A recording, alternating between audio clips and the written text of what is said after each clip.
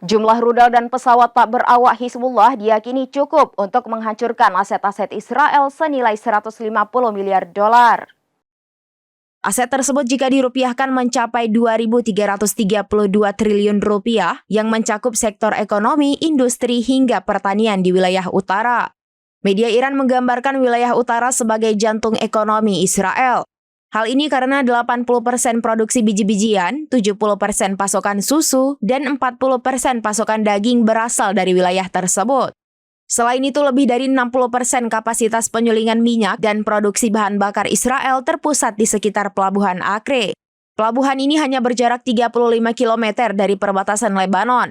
Jika perang skala penuh terjadi, Hizbullah dapat dengan mudah menjangkau target-target tersebut. Media Iran lantas memuji kecanggihan drone yang dimiliki militan Lebanon. Pada Jumat 16 Agustus 2024, Hizbullah merilis rekaman video yang menunjukkan sebuah pangkalan rudal bawah tanah.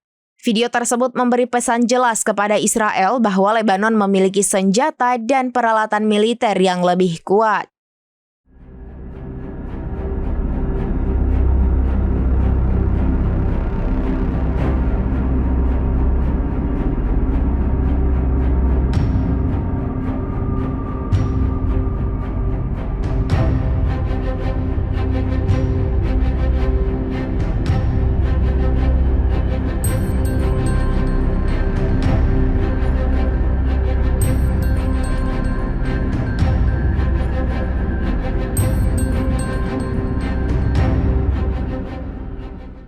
Demikian informasi terkini Syedaralun. Saksikan terus informasi lainnya. Jangan lupa like dan share seluruh akun serambinews.com.